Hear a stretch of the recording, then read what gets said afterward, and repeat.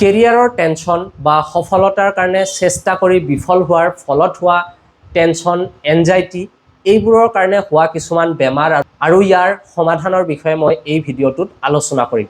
বিশেষকৈ 25ৰ পৰা 35 বছৰীয়া ল'ৰা ছোৱালীসকলে নিজৰ কেৰিয়াৰৰ কাৰণে বা এই কম্পিটিটিভ ৱৰ্ল্ডত কম্পিটিশ্যন কৰি ভাগৰি পৰাৰ ফলত, ছাকচেছ নোপোৱাৰ ফলত, ভাল ইনকাম এটাত সোমাব নোৱাৰাৰ ফলত যিটো এনজাইটি বা হতাশাগ্ৰস্ততাত ভোগে, যাৰ ফলত আপোনালোকৰ শৰীৰত এটা সাংঘাতিক ক্ষতি হয়, যিটো আপোনালোকে হয়তো ইগনৰ কৰি চলে বা তাৰ ওপৰত গুৰুত্ব নিদিয়ে। আৰু তাৰ ফলত হোৱা সমস্যাবোৰক মই তিনিটা ভাগত ভগাম। এটা হ'ল আপোনাৰ সাইকোলজিকেল বা মানসিকভাৱে আপোনালোকৰ কেনেকুৱা ধৰণৰ সমস্যা হ'ব পাৰে, আৰু এটা হ'ল আপোনাৰ পেটৰ বেমাৰ বা GIT গেষ্ট্ৰইণ্টেষ্টিনেল ট্ৰেকত কেনেকুৱা ধৰণৰ সমস্যা হ'ব পাৰে, আৰু এটা হ'ল আপোনালোকৰ সেক্সুৱেল লাইফত কেনেকুৱা ধৰণৰ এফেক্ট হ'ব পাৰে। আৰু এইবোৰ আপোনালোকে প্ৰথম অৱস্থাত কেনেকৈ চিনাক্তকৰণ কৰি ইয়াৰ কাৰণে উচিত চিকিৎসা ল'ব পাৰে, যাতে প্ৰথম অৱস্থাতে এই বস্তুটো আপোনালোকে সলভ কৰি ল'ব পাৰে।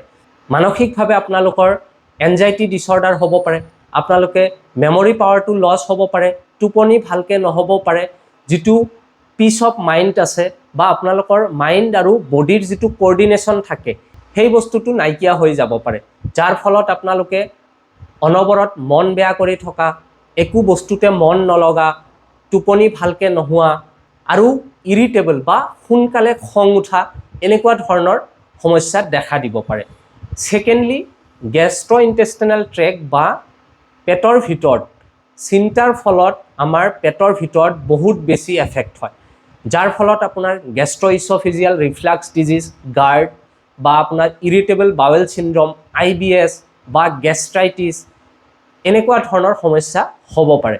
গাৰ্ড মানে হ'ল আপোনালোকে বহুত মানুহে দেখিছে যে আপোনালোকে খানা খোৱাৰ পিছত বা কেইঘণ্টামান পিছত কি হয়, বুকুৰ ইয়াৰ পৰা আপোনাৰ খাদ্যনলী বা মুখৰ ফালে ওপৰৰ ফালে এটা হেঁচা মাৰি ধৰে, গেছ এটাই আহিও যেন ওপৰত লাগি ধৰে। সেই ৰিফ্লাক্সটোক কোৱা হয় গেষ্ট্ৰইচ'ফেজিয়েল ৰিফ্লাক্স ডিজিজ। গাৰ্ড হ'লে আপোনালোকৰ পায়খানা ভাল নহয়, পেটটো ফুলি উঠে, ব্লটিং, ডিছপেপচিয়া আৰু লগতে ওপৰৰ ফালে যিটো ৰিফ্লাক্স আহে সেই বস্তুটো অনুভৱ হয়। কেতিয়াবা খাদ্যনলীত বাৰ্ণিং সেন্সেশ্যন এটা অনুভৱ কৰে কিছুমানে, বা কেতিয়াবা মুখত কেতিয়াবা টেঙা টেঙা উগাৰো আহে। ছেকেণ্ডলি, পেটৰ আৰু এটা বেমাৰ হ'ল আপোনাৰ IBS বা ইৰিটেবল বাৱেল চিণ্ড্ৰম। IBS হ'লে আপোনালোকৰ কি হয়, পায়খানাটো ক্লিয়াৰ নহয়। আজি যদি আপোনাৰ কৌষ্ঠকাঠিন্য হৈছে, কাইলৈ আকৌ আপোনাৰ কি হ'ব, লুজ মচন হ'ব বা পাতল পায়খানাও হ'ব পাৰে। পায়খানাটো কেতিয়াও ক্লিয়াৰ নহয় আৰু ৰোগীজনে কি কৰে, বাৰ বাৰ পায়খানাত গৈ চেষ্টা কৰে পায়খানা কৰিবলৈ, কিন্তু অহাৰ পিছত পায়খানাৰ পৰা ওলোৱাৰ পিছত আৰু এটা মনত এনেকুৱা ভাৱ থাকি যায় যেন পায়খানাটো ক্লিয়াৰ নহ'ল, পেটৰ ভিতৰত অকণমান পায়খানাত থাকিয়ে গ'ল। আৰু এনেকৈ দীৰ্ঘদিন পায়খানা ক্লিয়াৰ নোহোৱাৰ ফলত মানসিক শান্তিটো কমি যায় আৰু মানসিকভাৱে ৰোগীটো বহুত ইৰিটেবল হয়, বহুত খঙাল হয়, সোনকালে খং উঠে আৰু একো কামতে মন নালাগে। তাৰপিছত আৰু এটা হ'ল আপোনাৰ গেষ্ট্ৰাইটিছ। গেষ্ট্ৰাইটিছ মানে আমাৰ পেটৰ ভিতৰৰ যিটো অংশ আছে, ভিতৰত যিডাল লাইন আছে, আমাৰ বাহিৰত যেনেকুৱা এনেকুৱা স্কিন আছে, আমাৰ পেটৰ ভিতৰৰ অংশটোতো এনেকুৱা বাহিৰৰ ফালৰ যিটো লাইনিং আছে সেই বস্তুটো ফুলি যোৱা বা ইনফ্লেমেশ্যন হোৱা।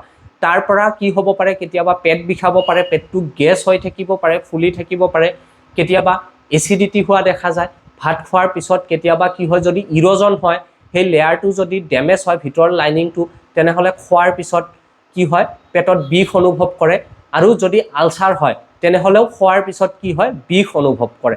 চ' এনেকুৱা ধৰণৰ লক্ষণ দেখা দিব পাৰে। পেটৰ পিছতে কেৰিয়াৰৰ টেনশ্যনৰ ফলত আপোনালোকৰ সেক্সুৱেল কিছুমান সমস্যা দেখা দিব পাৰে, যেনে প্ৰিমেচিউৰ ইজাকুলেশ্যন বা শীঘ্ৰ পতন, ইৰেক্টাইল ডিছফাংচন বা যদি ভালকৈ ষ্ট্ৰং নহয়, থিয় নহয়। তাৰপিছত আপোনাৰ মানসিকভাৱে বা মনতে ছেক্সৰ প্ৰতি এটা অনিচ্ছা জগা, এনেকুৱা ধৰণৰ ছেক্সুৱেল সমস্যাবোৰ দেখা দিব পাৰে। আপোনালোকে যদি কেৰিয়াৰৰ টেনশ্যনত ভুগি মনটো বেয়া লাগি থাকে, বা আপোনালোকে যদি ধৰিব পাৰিছে যে হয় আপোনাৰ মানসিকভাৱে সুস্থতা নাই, তেনেহ'লে আপোনালোকে ইমিডিয়েটলি এজন BHMS ডক্টৰৰ সৈতে পৰামৰ্শ কৰি তাৰ কাৰণে চিকিৎসা ল'ব পাৰে, যাতে এই এনেকুৱা ধৰণৰ বেমাৰবোৰ আপোনালোকে হোৱাৰ আগতে নিজৰ শৰীৰটো ঠিক কৰি ল'ব পাৰে আৰু মনটো ঠিক কৰি ল'ব পাৰে। মোৰ লগতো আপোনালোকে যোগাযোগ কৰি ইয়াৰ কাৰণে চিকিৎসা ল'ব পাৰে, বা এই বেমাৰবোৰ যদি হৈও গৈছে তাৰ কাৰণেও আপোনালোকে হোমিঅ'পেথিক চিকিৎসা ল'ব পাৰে আৰু হোমিওপেথিত ইয়াৰ ছাকচেছ ৰেটটো বহুত ভাল হয়। আপোনালোকে মোৰ নম্বৰত কল কৰি মোৰ চেম্বাৰত আহিব পাৰে। আপোনালোকে ফোন কৰোঁতে সদায় মনত ৰাখিব যে ৰাতিপুৱা 10টা বজাৰ পৰা গধূলি 8টা বজা এইখিনি সময়ৰ ভিতৰতে যাতে মোক কলটো কৰে। যদি আপোনালোকৰ কিবা প্ৰশ্ন আছে তেনেহ'লে কমেণ্টত লিখক, মই তাৰ উত্তৰ দিবলৈ চেষ্টা কৰিম। যদি ভিডিঅ'টো ভাল লাগিছে তেনেহ'লে লাইক আৰু শ্বেয়াৰ কৰিব। চেনেলটো বা পেজটোলৈ যদি প্ৰথমবাৰৰ বাবে আহিছে তেনেহ'লে এইটো লাইক বা ছাবস্ক্ৰাইব কৰি ৰাখি দিব।